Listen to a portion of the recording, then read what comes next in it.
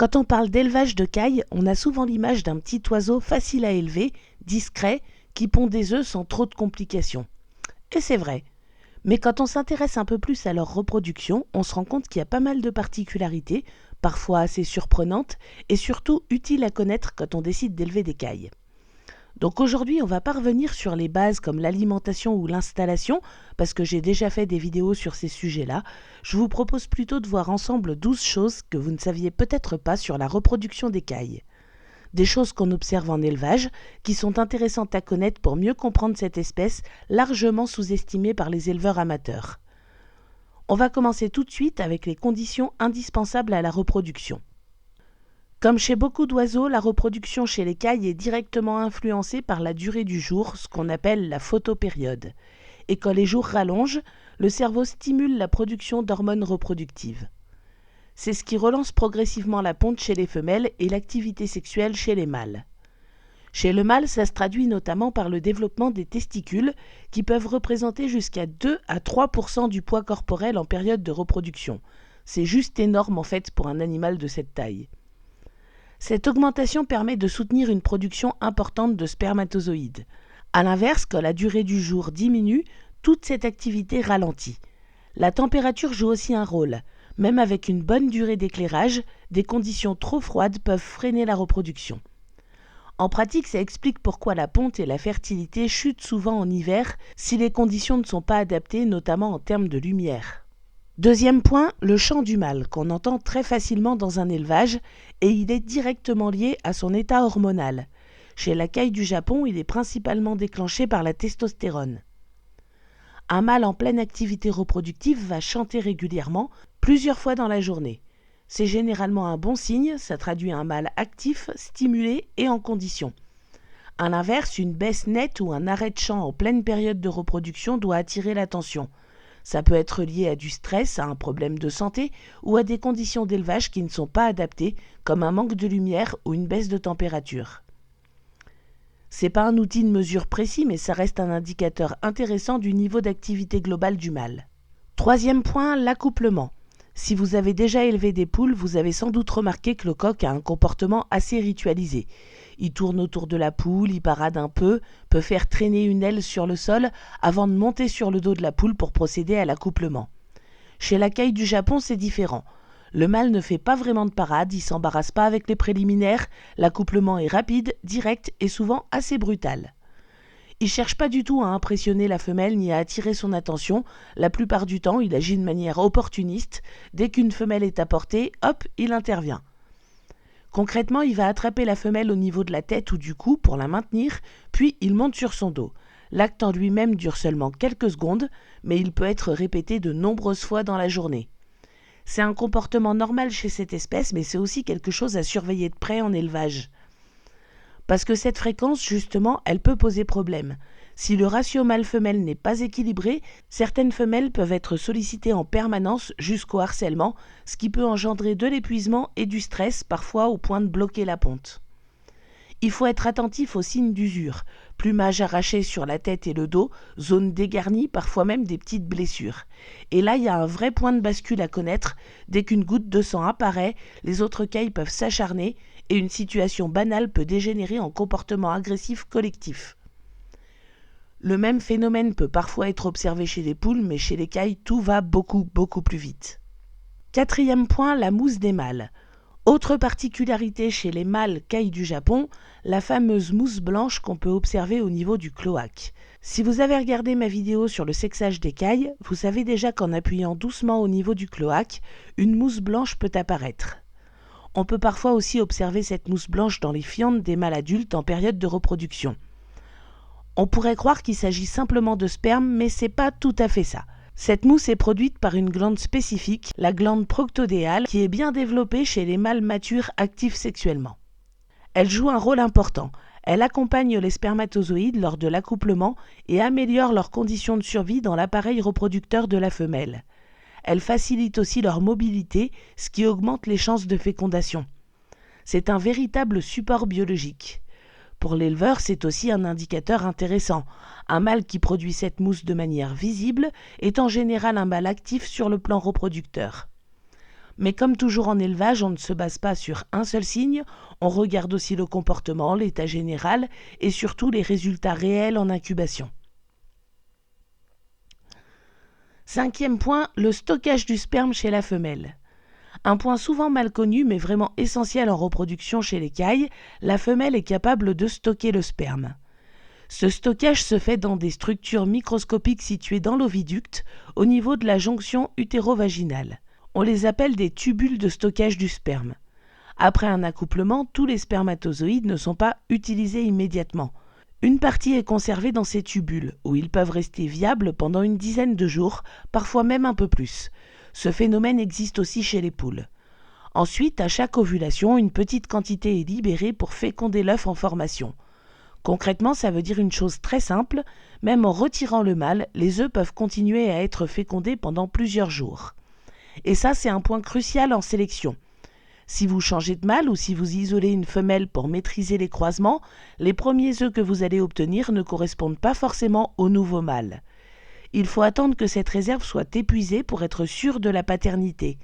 En pratique, on considère qu'il faut patienter au minimum une dizaine de jours, souvent plutôt 2 semaines pour être sûr. 6e point, un rythme de ponte décalé. Chez les poules, la ponte a lieu le plus souvent le matin. Chez les cailles, c'est généralement l'inverse. La majorité des œufs sont pondus dans l'après-midi, voire même en fin de journée, et parfois juste avant la tombée de la nuit. Le matin, il y a souvent peu ou pas d'œufs. La ponte se concentre plutôt sur la deuxième partie de la journée. On sait que comme chez les autres volailles, la formation d'un œuf prend environ 24 heures et que ce cycle est influencé par la lumière. Mais dans le cas des cailles, ce rythme aboutit à une ponte décalée dans la journée, sans qu'on sache vraiment pourquoi. En pratique, ça a surtout une conséquence simple. Si vous ne ramassez les œufs qu'une fois par jour, ils peuvent rester plusieurs heures dans la cage ou le parc. Et selon les conditions d'élevage, ça peut poser des problèmes, salissure, humidité, casse ou simplement perte de qualité si vous les destinez à l'incubation. 7e point, la formation des motifs sur les œufs. Les œufs de caille sont très reconnaissables avec leurs taches sombres. En réalité, la coquille est d'abord formée blanche, les pigments ne sont ajoutés qu'à la toute fin du processus. Ces pigments, appelés porphyrines, sont sécrétés par les parois de l'utérus, c'est-à-dire la dernière partie de l'oviducte.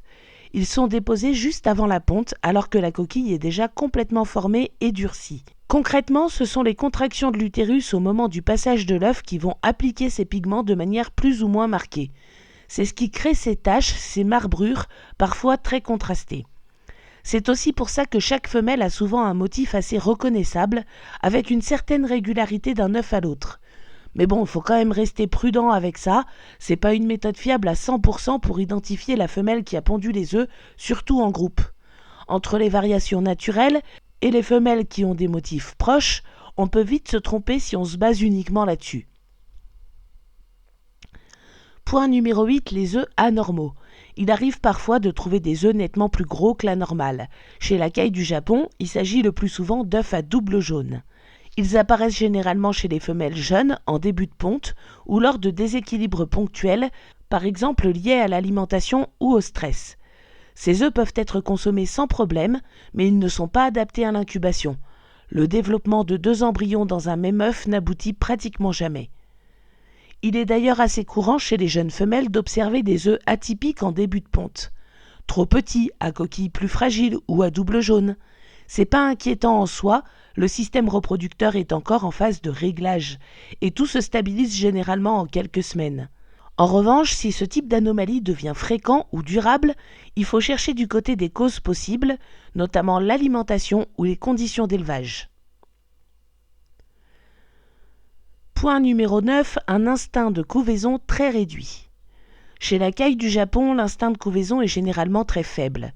En élevage, la grande majorité des femelles ne vont ni construire de nid, ni couver leurs œufs. C'est en grande partie lié à la sélection qui a été faite au fil du temps pour favoriser la ponte continue. Les femelles qui interrompaient leur ponte pour couver ont été progressivement écartées au profit des femelles qui pondent de façon régulière. Physiologiquement, la couvaison est liée à une hormone, la prolactine. Chez d'autres volailles, quand cette hormone augmente, la femelle arrête de pondre et adopte un comportement de couvaison. Elle reste sur le nid et protège les œufs. Chez la caille, ce mécanisme est fortement atténué, voire quasiment absent dans certaines lignées. Résultat, les œufs sont pondus, souvent un peu n'importe où, sans véritable comportement maternel derrière. Ils ne sont pas groupés dans un nid structuré et la femelle ne cherche pas à les couver. C'est pour ça qu'en élevage, la reproduction passe presque toujours par une incubation artificielle en couveuse. 10e point, l'incubation et la synchronisation des éclosions. Lors de l'incubation, un phénomène intéressant se produit. Les éclosions ont tendance à se regrouper sur une période assez courte. Même s'il peut y avoir des différences de développement entre les embryons, on observe souvent des naissances sur quelques heures seulement. On va se coucher un soir et le lendemain matin, la majorité des caïtos sont déjà nés. Chez les cailles, cette synchronisation est souvent plus marquée que chez les poules, où les éclosions peuvent parfois s'étaler sur des périodes plus longues. On pense que c'est en partie lié à des échanges entre les embryons en fin d'incubation. À partir du moment où ils commencent à respirer dans la poche à air, ils émettent des petits bruits, et ces sons pourraient influencer le rythme d'éclosion des autres. Ce mécanisme est encore étudié, mais il est bien observé en pratique. Ce qui est certain en revanche, c'est qu'il ne faut pas perturber cette phase. Sur les derniers jours, il est important de ne pas ouvrir la couveuse. Une chute brutale d'humidité peut compliquer l'éclosion en desséchant la membrane à l'intérieur de l'œuf, ce qui empêche les caïtos de sortir correctement. 11e point, la consanguinité et ses effets. La reproduction rapide des cailles est un avantage, mais elle demande aussi un minimum de gestion génétique. Si on reproduit systématiquement des individus apparentés entre eux, on peut progressivement accumuler des gènes délétères. Les effets ne sont pas forcément visibles tout de suite, mais ils finissent par apparaître avec le temps. On peut notamment observer une baisse de fertilité, des œufs plus petits, une augmentation de la mortalité embryonnaire ou des anomalies chez les caïtos comme des doigts tordus par exemple. C'est ce qu'on appelle un appauvrissement génétique. Mais attention à ne pas tomber dans l'excès inverse. La consanguinité n'est pas forcément à proscrire, elle peut même être utilisée de manière volontaire en sélection pour fixer certains caractères. En revanche, elle doit être maîtrisée et réfléchie. En pratique, pour un élevage classique, introduire régulièrement du sang neuf reste la solution la plus simple pour maintenir une bonne vigueur globale. Et enfin, 12e point, l'évolution de la fertilité dans le temps. La fertilité chez les cailles n'est pas quelque chose de fixe. On entend parfois des règles très tranchées du type « un mâle n'est plus bon à partir de 6 mois » ou « les femelles arrêtent de pondre à 2 ans ». En réalité, c'est beaucoup plus nuancé que ça. Il y a effectivement une période où les mâles sont particulièrement performants, souvent quand ils sont jeunes et en pleine activité hormonale. Mais la fertilité, elle ne s'arrête pas brutalement. Elle peut rester tout à fait correcte pendant plusieurs mois, voire plus si les conditions sont bonnes. A l'inverse, un mâle jeune peut aussi être peu performant s'il est mal nourri, stressé ou maintenu dans des mauvaises conditions. Ce qu'il faut retenir, c'est que la fertilité dépend d'un ensemble de facteurs. L'alimentation, notamment l'apport en protéines et en acides aminés, la lumière, la densité d'élevage, l'état sanitaire général.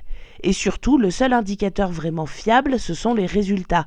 Si les œufs sont bien fécondés et que les éclosions sont bonnes, c'est que votre groupe fonctionne, peu importe l'âge exact des reproducteurs. Comme vous le voyez, la reproduction chez la caille du Japon n'a rien de compliqué en apparence, mais quand on y regarde de plus près, il y a toute une série de petits détails utiles à connaître. Des choses qui expliquent certains phénomènes qu'on observe en élevage, des femelles abîmées ou déplumées, des œufs non fécondés ou un taux de fertilité trop faible, ou encore des incubations avec peu d'éclosions. C'est pas des mystères, c'est simplement des mécanismes qu'on n'a pas toujours pris le temps de comprendre au départ. Et une fois qu'on les connaît, tout devient plus logique. On ne subit plus les problèmes, on les anticipe, et ça change complètement la manière de gérer son élevage. J'espère que cette vidéo vous aura plu, qu'elle vous a intéressé, et moi je vous dis à très bientôt pour une prochaine vidéo.